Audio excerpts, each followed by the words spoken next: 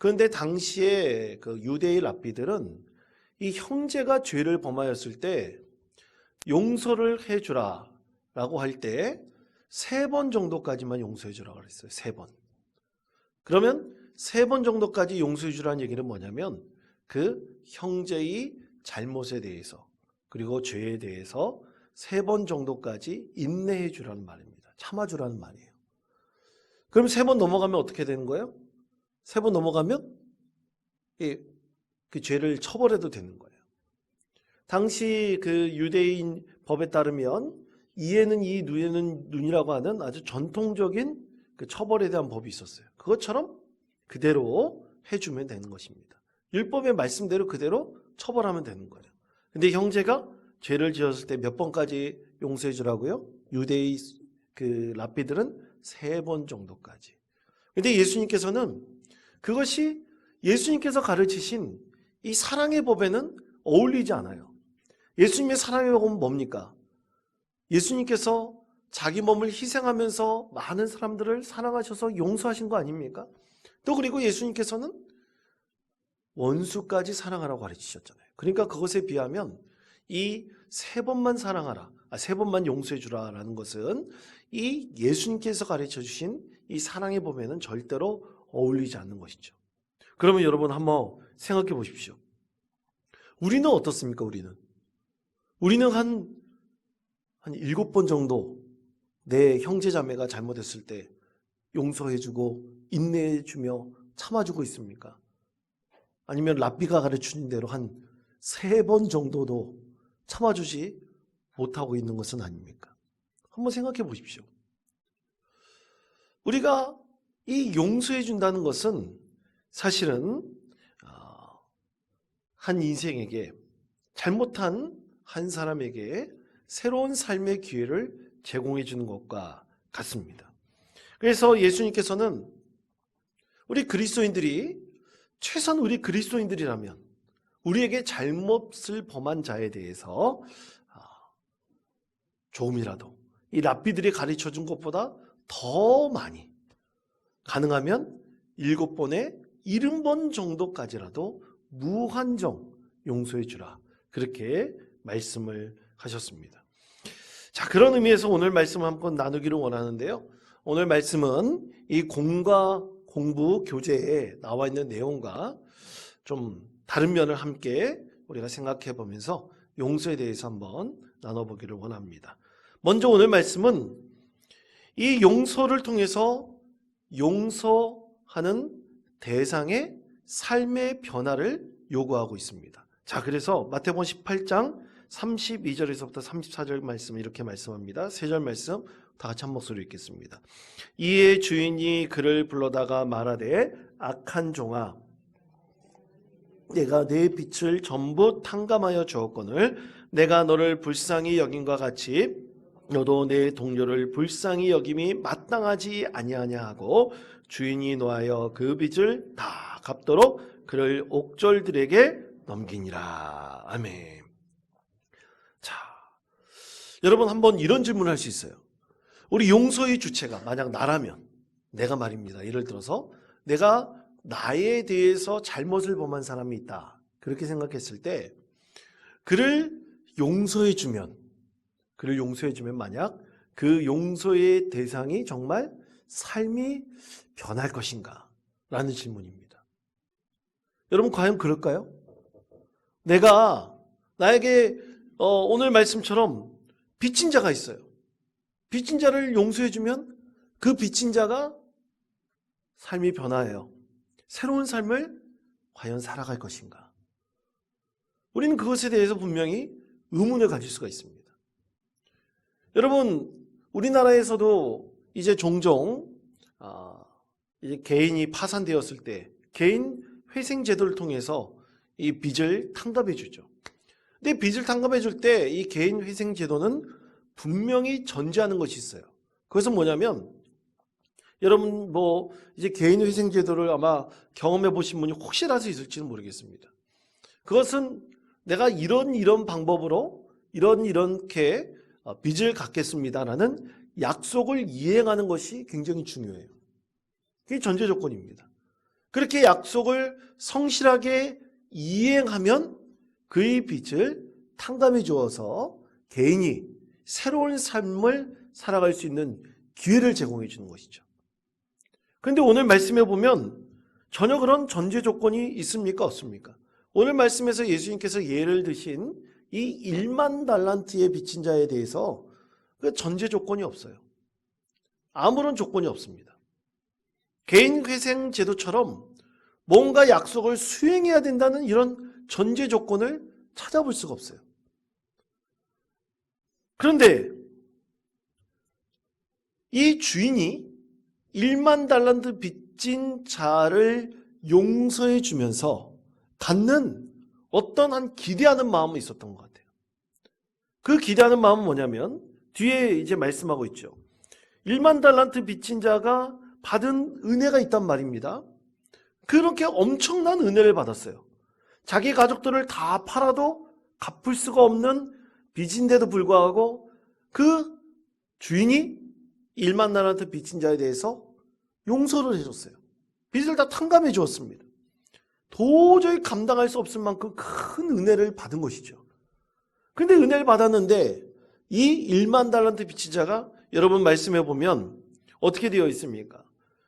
100데나리온인가요? 거기 말씀해 보면 친구가 그것도 자기 친구가 빚졌다고 그랬어요. 28절 말씀해 보면 자기에게 100데나리온 빚진 동료 한 사람이라고 그랬어요. 1만 달란트에 비해서 100데나리온은 너무나 형편없는 비교할 수 없는 정도의 돈입니다. 근데 그것을 빚진 자를 용서해 주지 않은 것, 빚을 탕감해 주지 않은 것에 대해서 이 주인이 엄청나게 분노하였죠.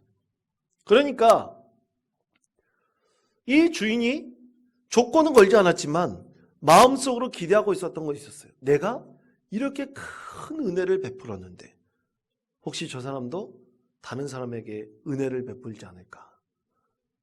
어떻게 보면 은혜의 연속성이라고 할 수 있습니다. 우리가 누군가에게 은혜를 베풀었잖아요? 그럼 그 사람도 다른 사람에게 은혜를 베풀기를 원하는 거예요. 그것이 사실 우리 예수님의 마음입니다. 하나님의 마음이에요.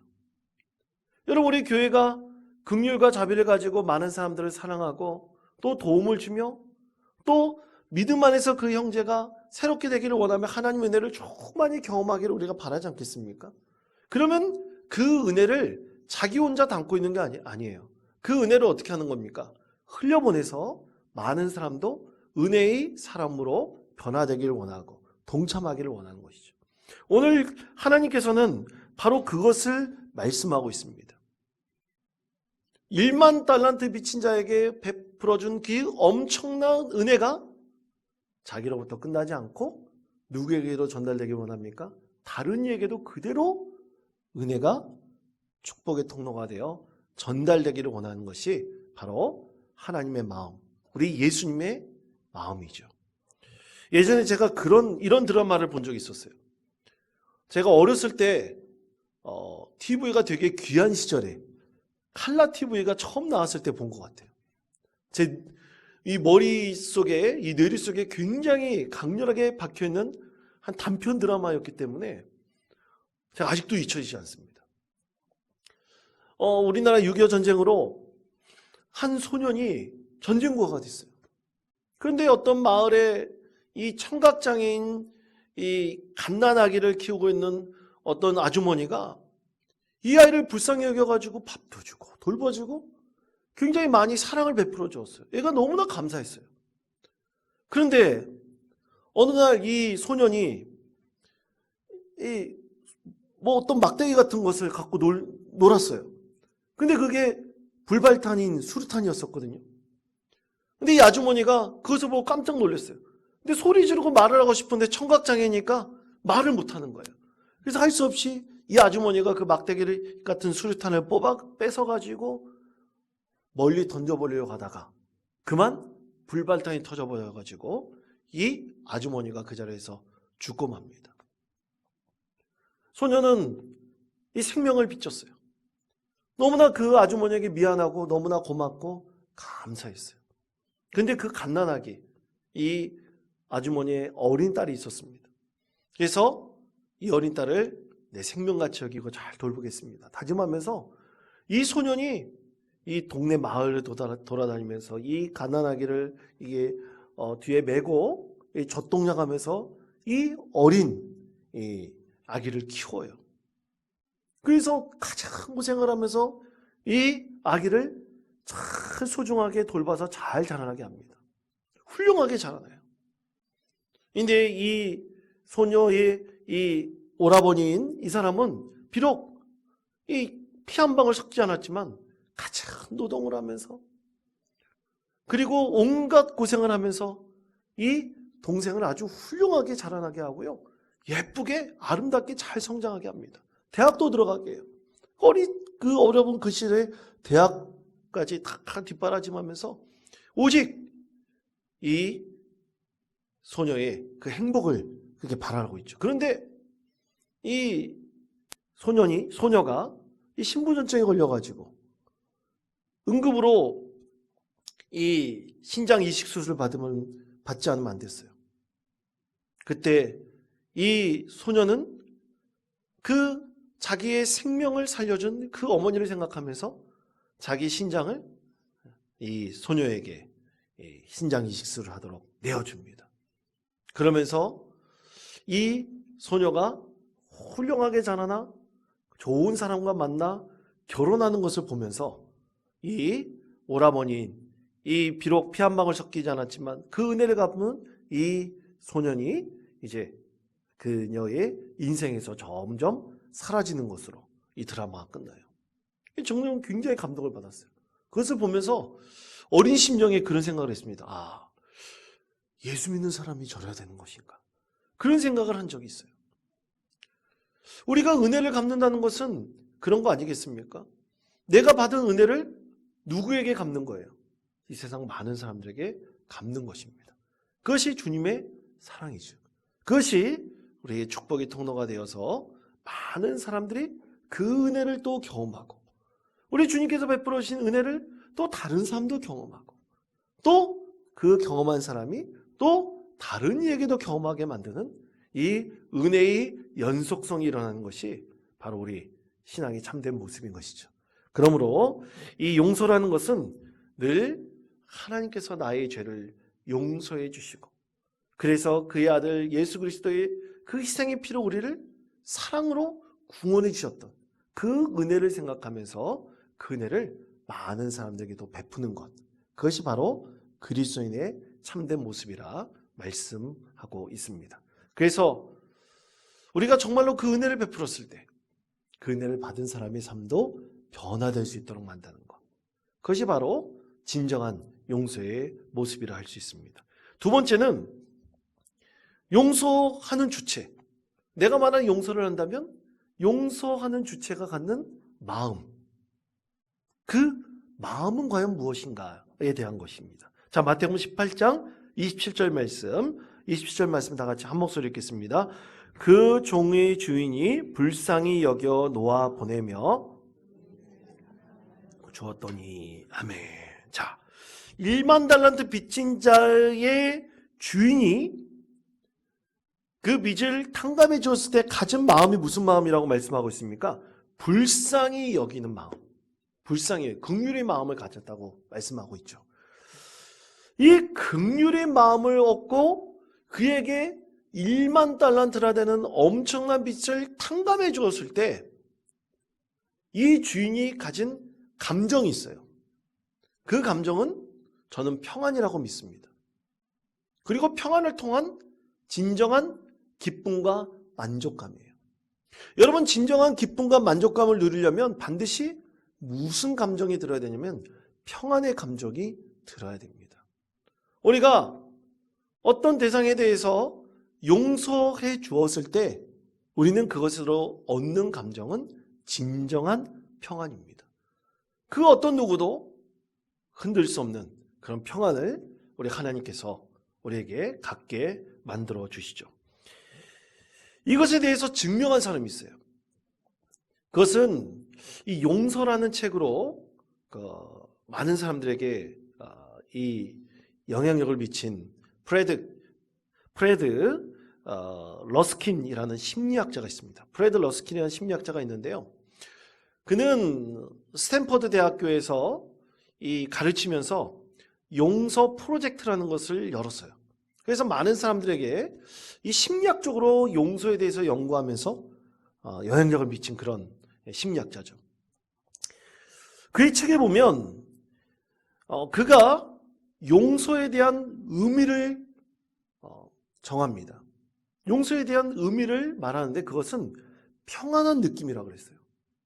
그러니까 진정으로 용서함을 통해서 얻는 의미는 나의 삶에 진정한 평안을 얻는 것. 이것이 진정한 용서의 의미다. 그는 그렇게 가르쳤습니다. 그런데 우리는 종종 우리 그리스도인으로서 이 용서에 대해서 누군가에 강요를 할 때가 있어요. 예를 들어서 여러분, 그리스도인이 누군가를 용서해라, 누군가를 사랑해라 라고 우리가 가르침을 받지만 이것을 과연 누구에게 사랑하라, 용서하라 라고 강요한다면 과연 그 강요를 통해서 우리가 평안을 얻을 수 있을까? 그럴 수는 없는 거예요. 강요된 것을 통해서 절대로 우리의 마음이 평안을 얻을 수가 없습니다. 그것은 부정적인 감정만을 낳을 수밖에 없는 거예요. 그러면 용서라는 뭐냐? 우리가 진정으로 용서에 대해서 선택함으로써 내가 그 선택을 통해서 얻는 유익을 얻을 때 우리는 진정으로 마음속에 평안을 느낄 수 있고 또 그 평안을 통한 기쁨과 만족감을 얻을 수 있는 것입니다. 그렇다면 이 용서를 선택함으로 얻는 유익은 과연 무엇인가? 프레드 러스킨은 세 가지를 얘기합니다. 첫째로 이 용서는 나에게 그리고 공동체에게 유익을 가져다 준다 그랬어요. 그러니까 우리가 더 이상 어떻게 보면 죄의 짐을 지고 무겁게 이것을 짊어지고 가는 것이 아니라 그것을 풀어놓음으로써 어떻게 보면 참으로 나에게 큰 죄를 지은 사람이지만 그에 대한 용서함을 통해서 오히려 내가 그 해방을 통해서 평안을 얻을 수 있다는 거예요. 그래서 그 용서의 선택이라는 것은 참으로 나뿐만 아니라 내가 속한 공동체에게도 큰 유익이 될 수 있다라는 것이죠. 두 번째 유익은 이렇게 내가 용서에 대한 체험을 갖잖아요. 기쁨은 없지 않습니까? 평안은 없지 않습니까? 그러면 내가 다른 사람들에게 용서를 통해서 얻을 수 있는 기쁨이 무엇인지 또 유익이 무엇인지 그리고 내가 용서함을 통해서 얻는 평안이 무엇인지를 알려줄 수 있다는 거예요. 체험적으로 그것을 다른 사람들에게 경험적으로 알려줄 수 있다는 것입니다. 그것이 두 번째 유익이다. 그럼 세 번째 유익은 뭐냐? 이 세 번째 유익은 내가 소중히 생각하는 사람도 있어요. 왜냐하면 내가 사랑하는 사람들이 있지 않겠습니까? 가족들이 있지 않겠습니까? 그런데 내가 맨날 분노의 감정 속에 빠져 있고 그리고 누구에게 복수하겠다는 마음을 가지고 품고 있으면 자기 사랑하는 사람들이 결코 행복할 수가 없습니다. 그러므로 내가 이런 분노의 감정, 누구에게 복수하겠다는 이런 마음을 내려놓음을 통해서 나를 사랑하는 사람들에게 참 많은 배려와 사랑을 선물로 줄 수 있다라는 것이죠. 이렇게 세 가지 유익이 있다고 프레드 러스킨은 주장했습니다. 그러므로 두 번째 결론은 그것입니다. 용서는 절대로 강요되어서는 안 되지만 그 용서의 주체가 내가 용서를 선택함으로 이 평안을 얻고 그것을 통해서 많은 사람들에게 또 내 주변에 사랑하는 사람들에게 유익을 줄 수 있다는 것이죠. 이것이 용서 주체가 얻는 평안이다라고 말할 수 있습니다. 그리고 세 번째는 우리 그리스도인으로서 우리들은 하나님의 사랑을 완성해 가는 것이 사실 용서라 말할 수 있죠. 이 그리스도인으로서 용서는 우리 하나님의 온전한 사랑을 진정으로 완성해 가는 행위다 할 수 있습니다. 말할 수 있습니다. 그래서 오늘 교재에서는 이 사랑의 완성을 위해서 어떻게 용서해야 할지에 대해 세 가지를 제안하고 있습니다. 첫째, 하나님의 은혜로 우리가 값없이 용서받은 자임을 깨닫는 것입니다. 누구의 은혜로 우리가 값없이 용서를 받았다고요? 하나님의 뭐예요? 은혜로 받은 거예요. 우리가 하나님께 요구한 게 아니에요. 하나님께서 우리에게 은혜를 베풀어 주셔서 용서함을 받아 우리는 무엇을 얻었습니까? 구원을 얻게 된 것이죠. 값없이 하나님의 은혜로 용서함을 받은 자로서 우리는 하나님의 사랑을 완성해가는 진정한 그리스도인이 되어가는 것입니다. 두 번째로 우리는 용서의 대상에게 조건 없이 용서해야 함을 우리 그리스도인의 삶을 통해서 실현해 가는 것입니다. 조건 없는 용서를 우리가 받아들이는 거예요. 오늘 베드로가 질문했지 않습니까? 7번에 70번까지라도 용서하라고 예수님께서 말씀하셨잖아요. 그것에는 어떤 조건 없는 용서를 말씀하고 있어요. 이제 용서를 선포하고 용서를 선택했으면 그가 어떠한 삶을 살아가는지 관계하지 말라는 것이에요. 그러나 오늘 말씀해 보면 오늘 예수님께서도 그렇게 관계하지 말라고도 말씀을 하시지만 1만 달란트 빚진 자가 그 빚을 그에게 탕감해 주었을 때 1만 달란트 빚진 자에게 또 얻는 은혜의 연속성이라는 것이 있습니다. 근데 만약 그것을 그가 수행하지 않을 때는 결국 그것에 대한 어떻게 보면 대가도 그가 받게 돼 있다는 것을 분명히 말씀하고 있죠. 그러니까 여러분, 우리가 하나님의 그 사랑을 힘입어 우리가 정말 하나님의 은혜로 용서함을 얻은 그리스도인이라 한다면 조건 없이 누군가에 대해서 용서할 필요가 있다. 그러나 그가 잘못된 인생길을 간다면, 용서를 해준 대상이 잘못된 인생길을 간다면 결국 그에 대한 벌이나 그에 대한 처벌은 하나님께서 하실 것이다. 그럼 우리는 그것에 대해서 자유로울 수 있는 그런 믿음의 사람이 되어야 된다라는 것을 말씀하고 있는 것이죠. 그래서 내가 용서를 선택했을 때 나는 진정한 평안을 얻을 수 있다는 얘기입니다.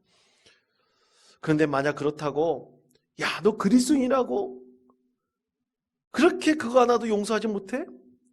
그것도 못해? 우리는 이런 얘기를 들을 수가 있어요. 비난을 받을 수가 있어요. 예를 들어서 사랑의 원자탄이라고 하는 손정원 목사님이 그의 자기 아들을 두 명을 그 아들을 죽인 그 원수를 용서하여 자기 아들로 받아들이지 않습니까? 너무나 놀라운 사랑이죠.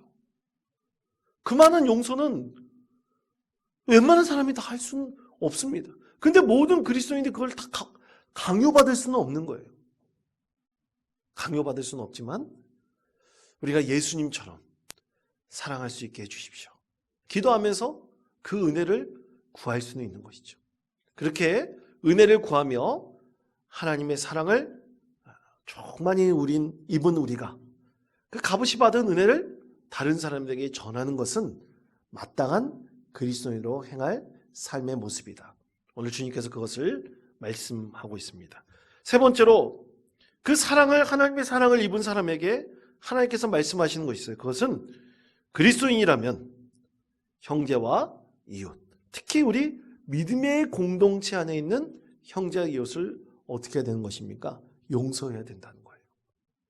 여러분, 우리 믿음 생활하다 보면 이 갈등에서 좀 미운 성도들이 분명히 있을지도 몰라요. 솔직히 미운 사람이 있습니까? 없습니까? 없다고 거짓말하지 마세요. 미운 사람이 있을 수 있어요. 순간적으로 우리는 이 감정이 폭발할 수도 있지 않겠습니까? 그런데 가장 불쌍한 사람은 뭐냐면 네 편 내 편 갈라가지고 끝까지 너는 안 돼. 너는 절대로 이 선을 넘을 수 없어. 만약 이런 생각을 갖고 있다면 그런 생각을 갖고 있는 그리스도인은 굉장히 불쌍한 인생인 거예요. 야, 우리 안에서 우리 안에서 좀 실수도 할 수 있고 또 어떻게 보면 상처를 줄 수 있잖아요. 그런데 그 실수하고 상처를 주는 것에 대한 그 처벌은 아까 말씀드렸듯이 이 백다나리온도 용서하지 못한, 이 빚을 탕감해 주지 못한 사람은 하나님께서 벌 주시는 거예요.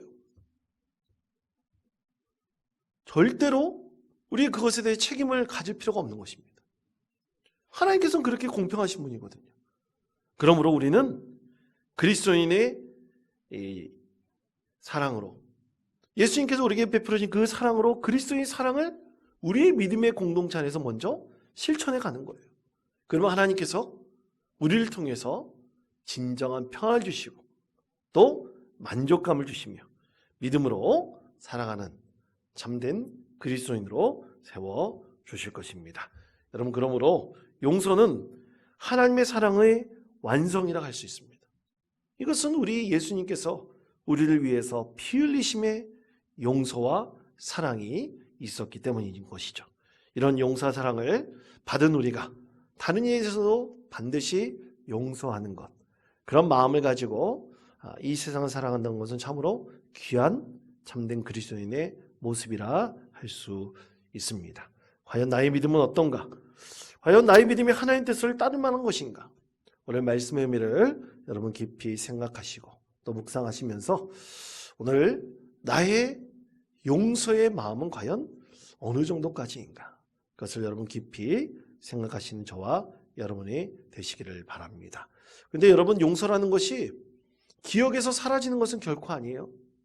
내가 받은 상처가 완전히 사라지는 것은 아닙니다. 그것은 무의식 속에 잠재워져 있을 수도 있어요. 그러나 그것을 분노함을 통해서 끄집어낼 필요는 없지 않겠습니까? 우리가 그런 마음을 가지고 진정으로 주님의 사랑을 본받아 많은 이들을 용서할 수 있는 참된 그리스도인으로 늘 성장해 나가시는 저와 여러분 되시기를 간절히 축원드립니다.